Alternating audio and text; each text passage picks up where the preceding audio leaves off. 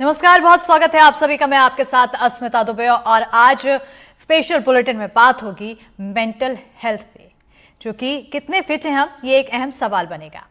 आज की अति व्यस्त जिंदगी और उसमें मशीन की तरह जुटे हम और आप, लेकिन ये हालात हम पर कितना असर डाल रहे हैं, किस तरह के असर से हम गुजर रहे हैं, आपने कभी सोचा है?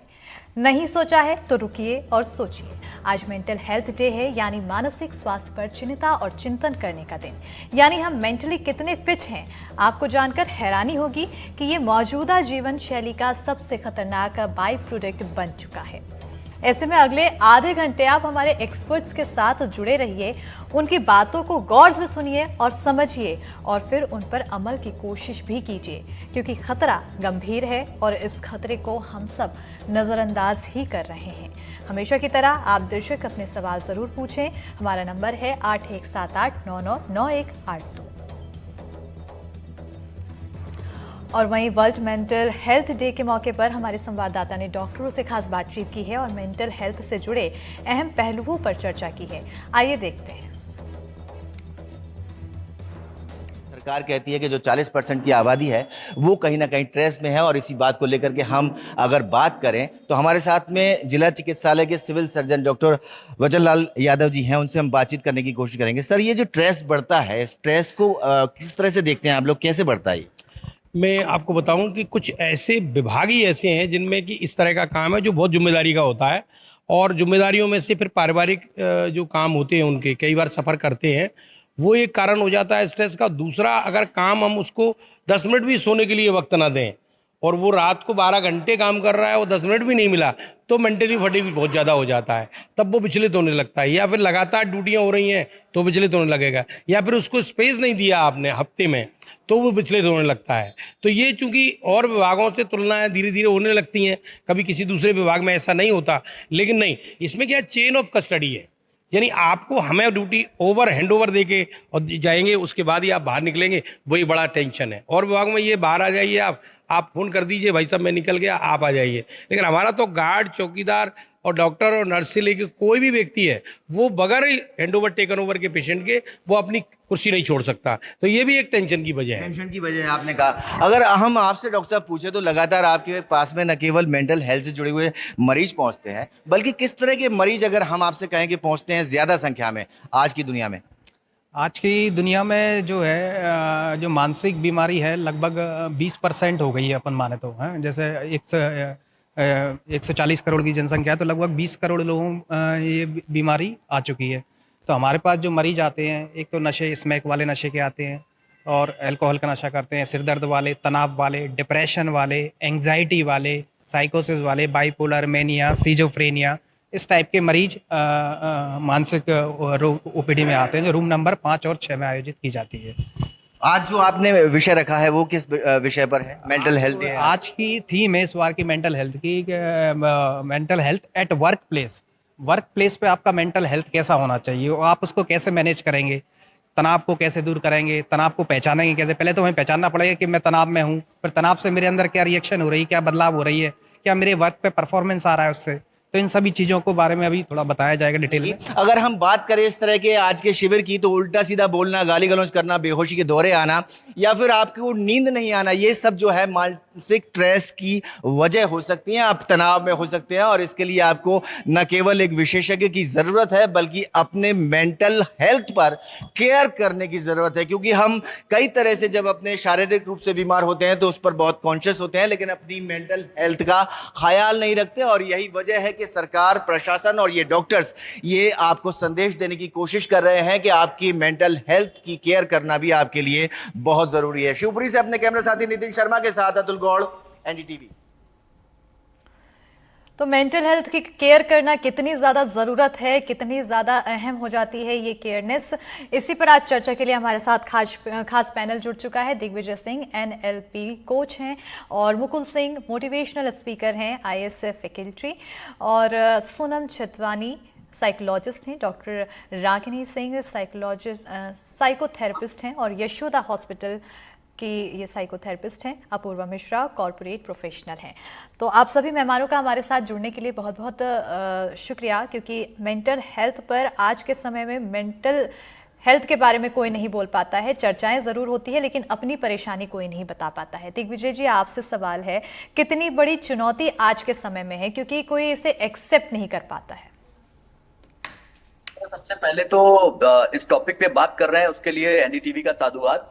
और ये टॉपिक ऐसा है कि हम लोग जब भी मेंटल हेल्थ की बात करते हैं तो आज आप अगर इंश्योरेंस कराने जाएंगे अपना ना, तो आपके शरीर के एक एक अंग का इंश्योरेंस होगा लेकिन आपके दिमाग का इंश्योरेंस नहीं है। अगर आपको कोई प्रॉब्लम हो गई आपके दिमाग में तो उसका इंश्योरेंस नहीं है, आप करवा के देख लीजिए। तो सीधी सी बात है कि अभी हम लोगों को मेंटल हेल्थ को लेकर बहुत लंबी लड़ाई लड़नी है। और आज की जो युवा पीढ़ी है, जिस तरीके से वो आगे बढ़ रही है, जिस तरीके से 24/7 के इस रेस में हिस्सा ले रही है, तो यकीनन उसको अपनी मेंटल हेल्थ को अच्छा बनाए रखने के लिए बहुत कुछ करने की जरूरत है। आप अगर फिजिकली फिट होना चाहते हैं तो आपको पता है कि मुझे रनिंग करनी है, मुझे जिम जाना है, मुझे योगा करना है, लेकिन अगर आपको मेंटली फिट रहना है तो आपको क्या करना चाहिए, ये बहुत सारे लोगों का सवाल है और इसका जवाब उनके पास नहीं है। तो इस तरीके की चर्चा में हम लोग इस सवाल का जवाब बहुत सारे लोगों को दे सकते हैं, उन्हें बता सकते हैं, उन्हें समझा सकते हैं। बिल्कुल, ये सवाल का जवाब ही लेने के लिए आज ये चर्चा शुरू की गई है। मुकुल सिंह जी, आपकी ओर आना चाहूँगी। क्या क्या करना है ये आगे पूछा जाएगा, लेकिन क्योंकि आप मोटिवेशनल स्पीकर हैं और ऐसे में जब इंसान जो मानसिक तौर पर परेशान होता है उसके लिए काउंसलिंग एक अहम चीज़ बन जाती है। लेकिन ये हर इंसान जानता है कि इंसान का दिमाग सिर्फ अपने वश में होता है। अगर दूसरा जो भी बोले, जब तक वो सेल्फ कंट्रोल नहीं रखेगा तब तक वो चीज़ें नहीं बदल पाएगा। काउंसलिंग से आखिर कितना ज़्यादा असर हो जाता है? सबसे पहले आपको धन्यवाद कि एनडीटीवी ने इस मुद्दा को उठाया है। असल में आज का दिन ही इसके लिए स्पेशल माना जाता है कि पूरी दुनिया में इस पे अलग तरीके से चर्चा भी होती है और एक बड़ा मुद्दा भी है देश के अंदर। और ये भी माना जाता है कि मैं तो दुनिया के अलग अलग भारत में अलग अलग बच्चों को पढ़ाता हूं, और मेरे नजर में मानो तो बहुत जरूरी है कि बच्चों को ये बताने की जरूरत है कि मानसिक फिटनेस की जरूरत। जैसे हमने बताया, अभी चर्चा हुई कि वर्ल्ड बैंक WHO मानता है, वर्ल्ड ऑर्गेनाइजेशन मानता है कि दुनिया में हमें 3 तरह के शारीरिक संबंध, जो हमारा शारीरिक बॉडी का ढांचा है उसमें 3 मुद्दों के विशेष ध्यान देना चाहिए। सबसे पहले हमें फिजिकल फिटनेस की जरूरत है, दूसरा मेंटल फिटनेस की जरूरत है, और तीसरा सोशल फिटनेस की। ध्यान रखना है कि इन तीनों में सबसे महत्वपूर्ण जो है वो है हमारा मेंटल फिटनेस। और मेंटल फिटनेस के लिए क्या जरूरत है, ये जरूरी है कि ये देखना कि कैसे आप बच्चों की अगर बात करें, कैसे एक ये बच्चों पे क्या इफेक्ट होता है, कैसे बच्चे सोचते हैं, ये सोच बहुत महत्वपूर्ण है। और दुनिया में इस पर रिसर्च भी हो रहा है और इस बात की चर्चा भी है कि अगर आपको फिट रहना है, खासतौर से मेंटल फिट रहना है, तो सबसे ज्यादा जरूरी है कि काउंसलिंग। और काउंसलिंग कैसा? सबसे पहले ये समझे कि हमें मानसिक रूप से मजबूत बनने के लिए सरकार, आपकी पॉलिसी क्या है, सरकार की पॉलिसी क्या है, सामाजिक परिवेश कैसा है, बहुत महत्वपूर्ण है सामाजिक परिवेश। जैसा सामाजिक परिवेश होगा वैसे ही मानसिक रूप से उसकी स्थिति होती है। इसलिए मानसिक विकृति को समझाने की जरूरत है, क्योंकि माना जाता है कि कम से कम भारत में 20% ऐसी आबादी, पूरी दुनिया में हमारे यहाँ जितनी आबादी है उसका 20% ऐसी आबादी है जो मेंटल कहीं ना कहीं, जिसका डिसेबिलिटी, कोई ना कोई प्रॉब्लम है। और बहुत सारे लोगों को तो पता भी नहीं होता कि वो मेंटल प्रॉब्लम से ग्रसित है। इसलिए माना जाता है कि हमने जब नेशनल हेल्थ मिशन के तहत भारत में राष्ट्रीय स्केल का योजना बनाने की बात आई, तो सबसे पहले कहा गया कि इस देश में ये जरूरी है कि ये बताने की जरूरत है कि मेंटल प्रॉब्लम्स है कि मानसिक, अगर आप अस्वस्थ हैं तो आपके सारे कार्यों के दरवाजे बंद हो जाते हैं। और ये बहुत जरूरी है क्योंकि इसके सैकड़ों रूप हो सकते हैं। इसलिए जरूरी है कि बच्चों के बीच में, समाज में देखिए कि कैसे सोसाइटी का क्या इम्पैक्ट होता है। अगर बच्चे स्कूल में पढ़ रहे हैं तो उनको भी देखने की जरूरत है कि अकेलापन की स्थिति तो नहीं, या ये भी देखने की जरूरत है कि सामाजिक अवस्था की क्या, ये भी देखने की जरूरत है कि परिवार का प्रेशर कितना। और ये हाल सिर्फ बच्चों की बात नहीं बल्कि समाज के अलग अलग हिस्सों की। इसीलिए इस बार 2024 में स्पेशल जो रखा गया है वो है कि वर्क प्लेस पे कैसे इसको ठीक किया जाए। मेंटल हेल्थ को वर्क प्लेस पे, जो कार्य करने का जगह है, जैसे खुद आप चैनलों में काम करती हैं, भारत के अलग अलग जगहों पर फैकल्टी काम करती हैं, वो सबसे ज्यादा प्रेशर में है, सबसे ज्यादा मेंटल स्ट्रेस से गुजर रहे हैं। इसीलिए इस बार का थीम रखा है।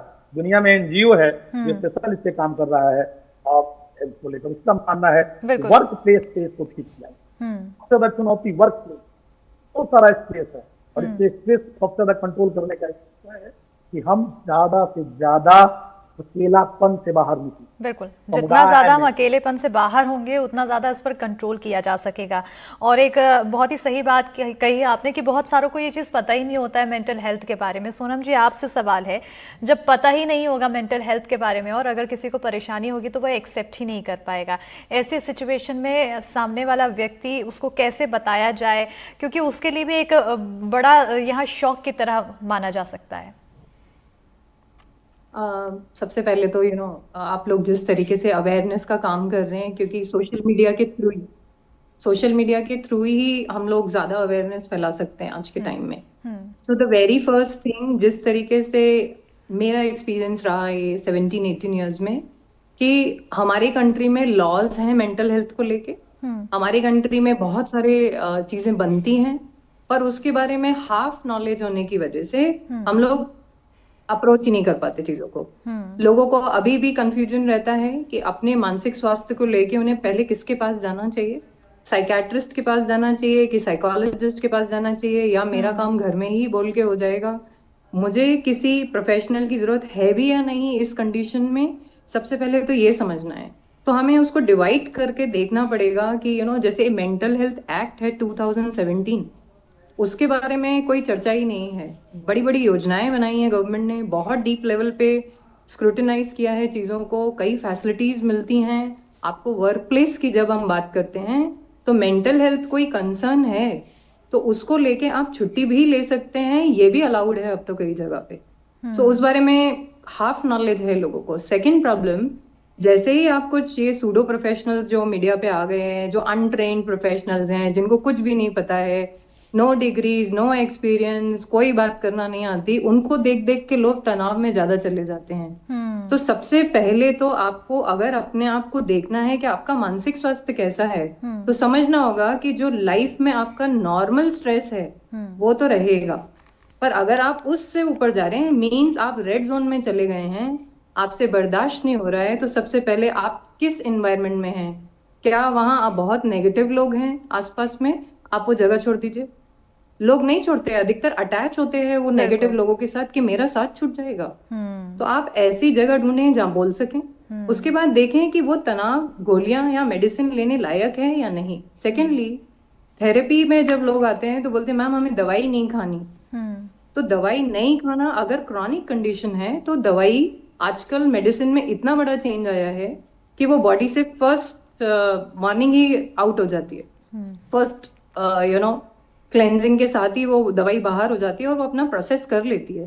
तो थेरेपी और दवाई प्लस ये डे हम क्यों मना रहे हैं, इतना सेंसिटाइजेशन का काम WHO को क्या लगा कि हमें इन सब चीजों के ऊपर बात करनी चाहिए। सो अब ये टाइम आ गया है कि हम कम्युनिटी लेवल पे लेके इस पे काम करें, ना कि घर में छोटी सी बात कर ली, तुम थेरेपी पे क्यों जाते हो, घर की बातें बाहर निकल जाएंगी, बाहर वालों को बताने की क्या जरूरत है।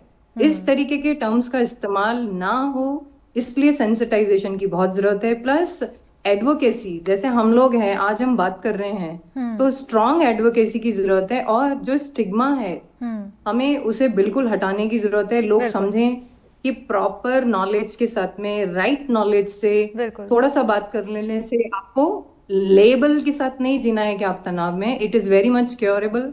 आपकी बॉडी के अंदर ही सिस्टम होता है कि वो कई बार आप खुद ही क्योर कर लेते हैं। बिल्कुल, मेंटल हेल्थ को नॉर्मलाइज करने की जरूरत है, क्योंकि लोगों के बीच आज भी ये मानसिकता है, जो पढ़े लिखे लोग हैं वो भी अगर उन्हें बताया जाए कि मेंटल हेल्थ जैसी परेशानी है तो वो सीधे तौर पर उसे पागलपन से जोड़ देते हैं, जबकि वो उस लेवल तक होता नहीं है। रागिनी जी, सवाल ये है कि जब इसे सीधे पागलपन से जोड़ दिया जाए तो परिवार वाले यहाँ पर किस तरह से मेंटल हेल्थ को और बुरी तरह से इफेक्ट कर रहे हैं, और उनकी फिर भूमिका और क्या होनी चाहिए इस सिचुएशन में?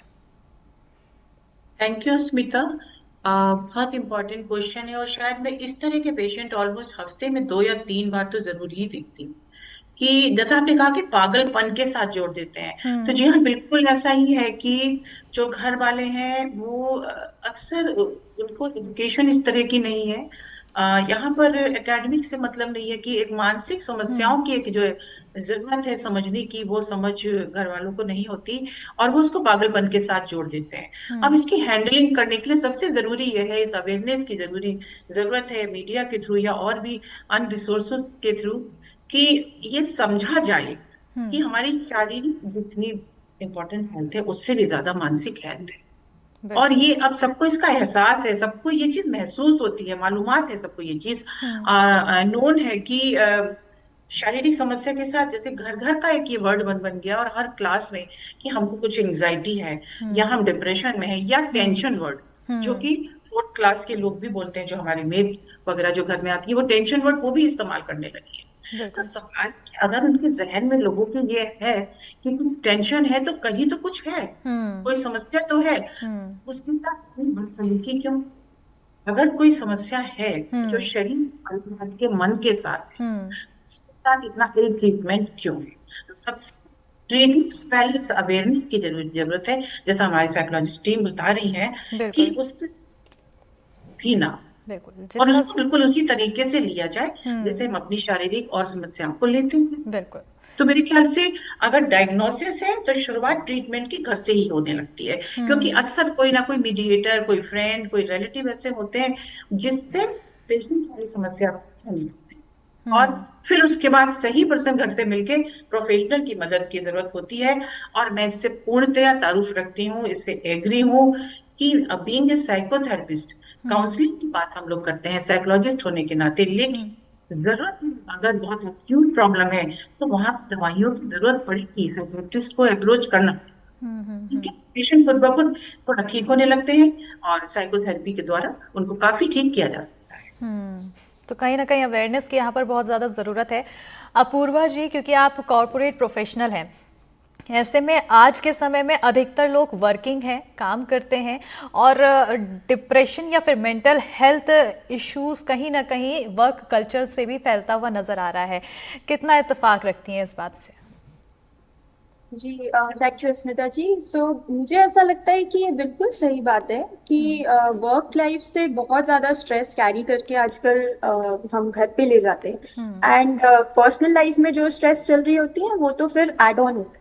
तो आपको दोनों ही चीजें एक दूसरे के इम्पैक्ट करते हुए दिखता है। मुझे ऐसा लगता है कि वर्क लाइफ बैलेंस बहुत जरूरी है आपकी मेंटल हेल्थ के लिए। जैसे कि सोनम जी और रागिनी जी ने बोला कि आप जब तक ये आइडेंटिफाई नहीं करोगे कि आपके पास जो स्ट्रेस आ रहा है वो किस वजह से है या फिर ये एक्चुअली प्रॉब्लम है या एक छोटा सा इशू है, बिकॉज जैसे मैम ने बोला कि बहुत सारी लोग आजकल इस चीज से इम्पैक्ट होते हैं कि एंजाइटी हो गई, डिप्रेशन हो गया, राइट? बट हो सकता है वो छोटा सा एक इशू भी हो, so that is also. But इसका निराकरण तभी हो सकता है जब आपके पास इसकी प्रॉपर नॉलेज है। एंड कुछ लोग जो लोग मेडिसिन से कतराते हैं, मुझे ऐसा दिखता है कि जैसे अभी मैम ने बोला कि बहुत सारे दवाई नहीं चाहिए, बट मुझे ऐसा लगता है कि उन जगहों पर या उन सिचुएशंस में जो ऑल्टरनेट थेरेपीज होती हैं वो भी बहुत हद तक काम कर सकती हैं। उनको एक ऐसे प्लेटफॉर्म पे लाने के लिए जहाँ पे वो एक्सेप्टेंस क्रिएट हो जाए कि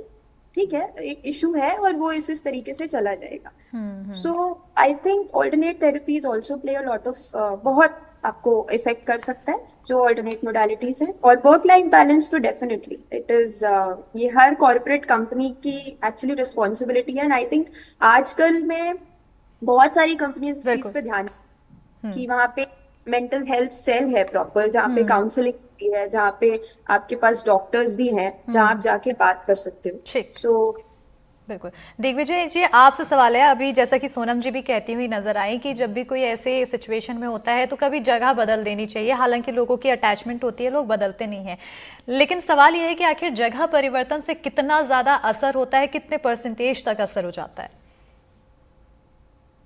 सबसे पहले तो बहुत अच्छी बात बताई है सोनम जी ने भी, अपूर्वा ने बड़ी अच्छी बात रखी है। इसका एक उदाहरण देता हूं आपको, उससे आपको समझ में आएगा। एक किताब है जिसका नाम है एनाटॉमी ऑफ इलनेस। इस किताब को डॉक्टर नॉर्मन कजिन ने लिखी थी। नॉर्मन कजिन एक ऐसी बीमारी से पीड़ित थे जिसमें डॉक्टरों का कहना था कि निश्चित है इनकी मौत। तो उन्होंने क्या किया, उन्होंने अपने आप को इस तरीके से उस जगह से अलग कर लिया, मतलब हॉस्पिटल के उस जगह से और जो लोग थे उनसे अलग करके उन्होंने कहा यार अगर मरना ही है तो वो काम करके चला जाए जो जिसमें मुझे आनंद आता है।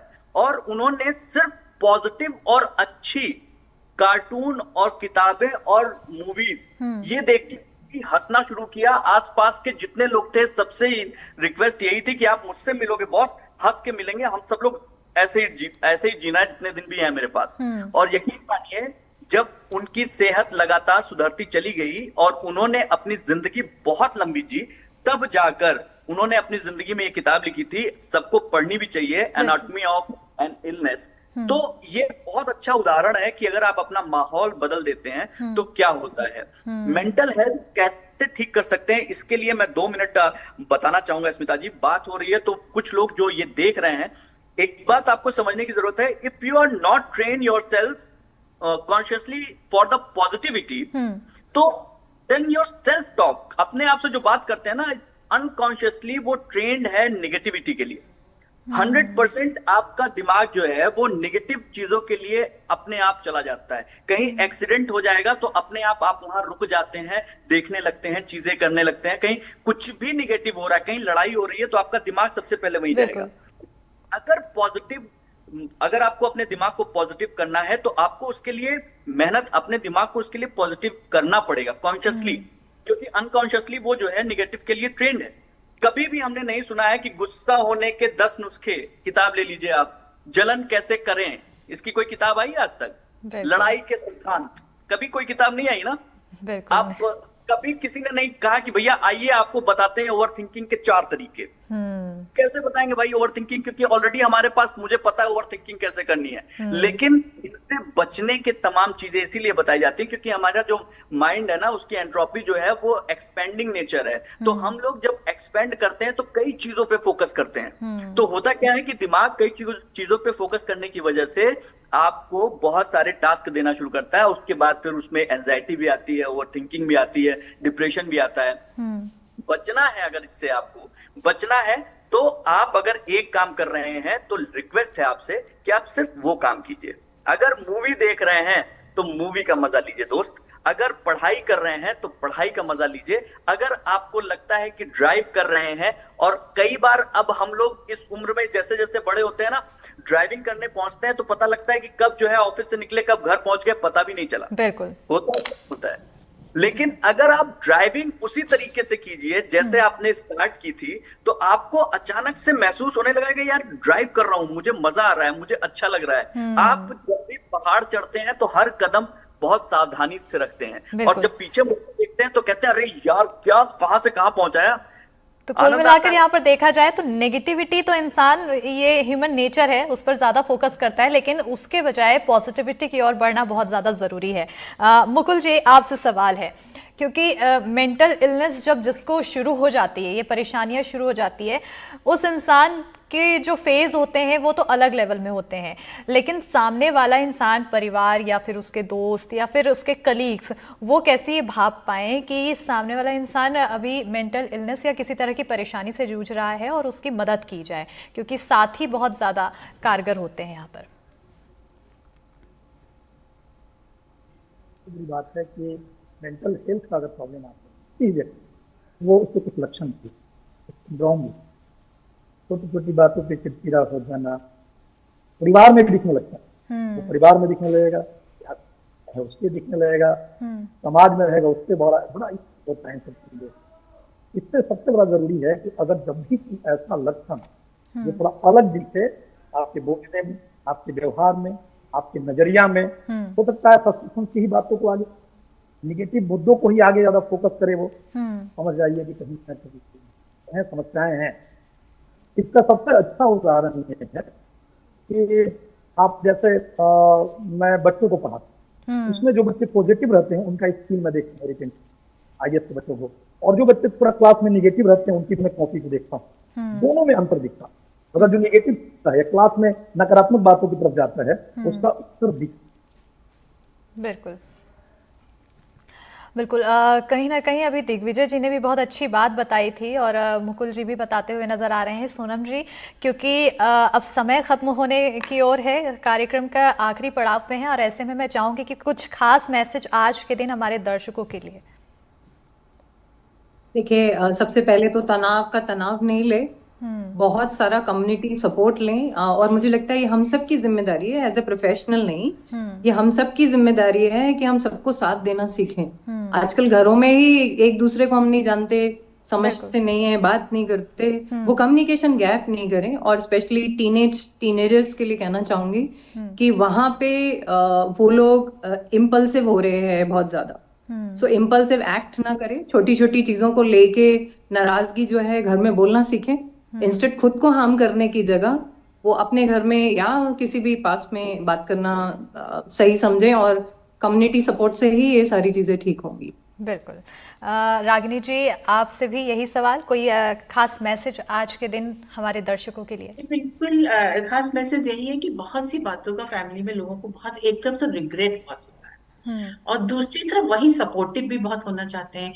तो ये जो एक इम्प्रेशन है, ये जो एक अप्रोच है, ये बहुत बेहद अच्छी है, बहुत कारगर है, पॉजिटिविटी की तरफ है। कि रिपीट यही है कि हमने अपनी फैमिली से शुरुआत करते हैं कि हमने उनके साथ ऐसा बिहेवियर क्यों किया, या हम उनको कम अटेंड कर पाए, या आज हमने उनको ज्यादा टाइम दे दिया। तो अगर इसका रिग्रेट है तो साथ में वही सपोर्टिव भी होना चाहिए कि आज कम टाइम था लेकिन इसको हम कल कवर कर लेंगे। तो कोई चीज अगर कल कवर हो जाती है तो एंड ऑफ द डे अच्छा होता है और अप्रोच इज सक्सेसफुल। बिल्कुल। उनके साथ ही हम सोसाइटी और कम्युनिटी की तरफ जाते हैं, फिर चाहे हमारा वर्क प्लेस हो, बिल्कुल, समाज हो, या कोई और बिल्कुल फील्ड। बिल्कुल। मुझे ये अपूर्वा लगता जी, बिल्कुल बहुत ही क्विक मैसेज एक हमारे दर्शकों के लिए। मैं वही बोलना चाहूंगी कि अगर किसी को ऐसा लगता है कि उनको मेंटल सपोर्ट चाहिए, फर्स्ट रीच आउट आपके आसपास आपके फ्रेंड्स बिल्कुल। को, एंड ये जान लें कि ऑल्टरनेट थेरेपीज हैं, सो टेक हेल्प। बिल्कुल, टेक हेल्प और बी पॉजिटिव, ये हमेशा से चला आ रहा है और ऐसे में पॉजिटिव जितना ज्यादा रहेंगे हम मेंटल इलनेस से दूर रहेंगे। बहरहाल, आप सभी मेहमानों का हमारे साथ जुड़ने के लिए बहुत बहुत शुक्रिया और इस खास कार्यक्रम में फिलहाल इतना ही।